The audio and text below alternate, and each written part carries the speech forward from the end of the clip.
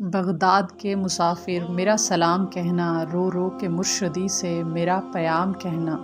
یا پیر غوث اعظم، قسمت کھلے گی کس دم، آئے گا کب یہ در پر تیرا غلام کہنا۔ بغداد والے مرشد، در پر بلا لے مرشد، دیکھیں تیری گلی یہ صبح و شام کہنا۔ بسم اللہ الرحمن الرحیم۔ امام شریعت و طریقت، غوث الورا، غوث الثقلین، غوث العالمین، امام الاولیاء، محی الدین حضور سیدنا غوث اعظم کا اسم مبارک عبد القادر ہے، اور آپ رحمۃ اللہ علیہ کے والد بزرگوار کا اسم مبارک سید ابو صالحہ موسیٰ جنگی دوست رحمۃ اللہ علیہ ہے۔ آپ رحمۃ اللہ علیہ کی والدہ ماجدہ کا اسم مبارک سیدہ ام الخیر امت الجبار ہے۔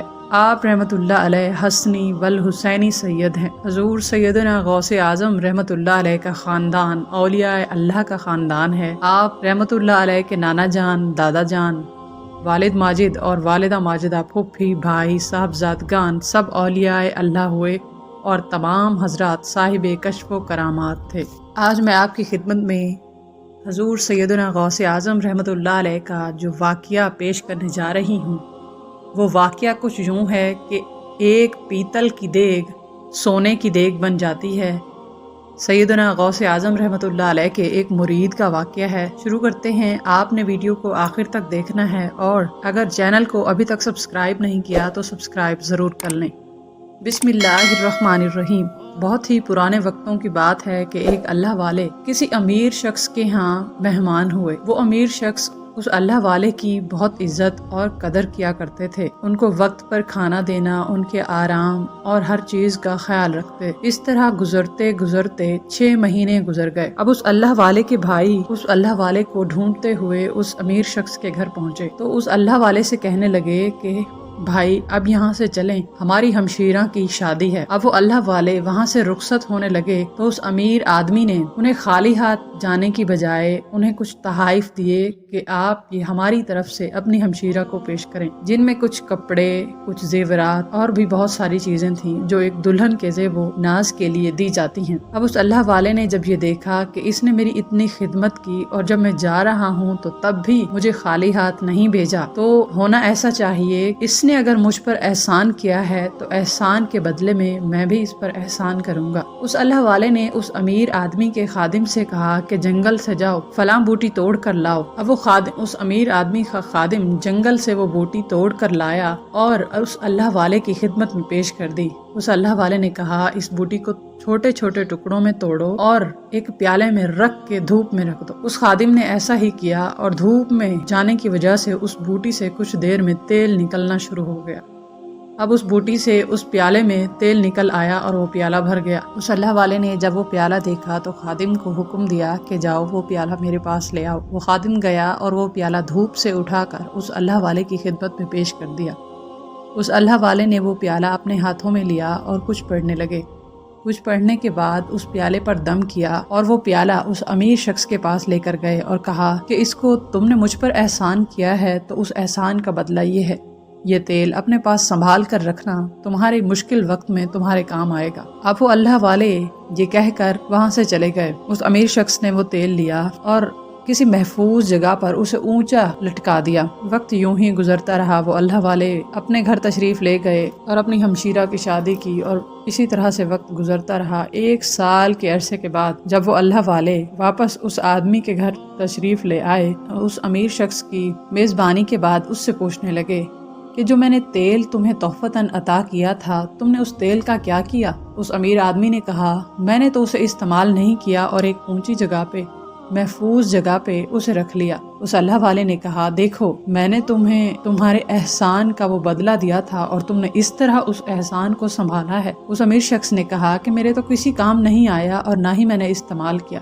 اس اللہ والے نے کہا جاؤ جہاں پہ وہ تیل رکھا ہے وہاں سے وہ تیل اٹھا کے مجھے لا دو۔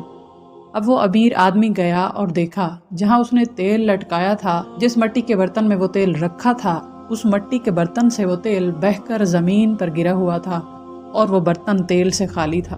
یہ دیکھ کر وہ اللہ والے کے پاس گئے اور کہا کہ وہ تیل تو گر چکا ہے، وہ برتن خالی ہے اور زمین پر جہاں وہ تیل گرا ہے وہاں اس کی نمی محسوس ہوتی ہے۔ تو اللہ والے بہت برہم ہوئے اور کہنے لگے کہ کس طرح تم نے بے ادبی کی ہے، ہم نے جو چیز تمہیں دم کر کے دی تھی تم نے اس طرح اس کی بے قدری کی ہے۔ احسان کا بدلہ میں نے چکایا تھا اور تم نے اس طرح اس صلے کو اپنے پاس محفوظ رکھا ہے۔ لیکن خیر کچھ دیر کے بعد انہوں نے کہا چلو مجھے اس جگہ لے کر چلو جہاں تم نے وہ تیل رکھا تھا اور جہاں زمین پر اس تیل کی نمی موجود ہے۔ وہ امیر شخص اس اللہ والے کو اس جگہ پر لے گیا اور وہ جگہ دکھائی۔ اس اللہ والے نے خادم سے کہا کہ تیل تو گر گیا ہے لیکن یہ مٹی، جس مٹی پر یہ تیل گرا ہے اس مٹی کو کھودو اور 11 کلو مٹی جہاں تک یہ نمی جا رہی ہے 11 کلو مٹی تم نے وہاں سے اکٹھی کرنی ہے۔ خادم نے مٹی کھودنا شروع کی اور 11 کلو تک اس مٹی کو کھودا۔ مٹی کھودنے کے بعد اس اللہ والے نے کہا اس مٹی کو گیلا کرو۔ جب مٹی گیلی ہو گئی تو اس اللہ والے نے اس امیر آدمی سے کہا کہ کیا تمہارے پاس دیگیں ہیں؟ اس امیر آدمی نے کہا کہ ہاں میرے پاس 2 پیتل کی دیگیں ہیں۔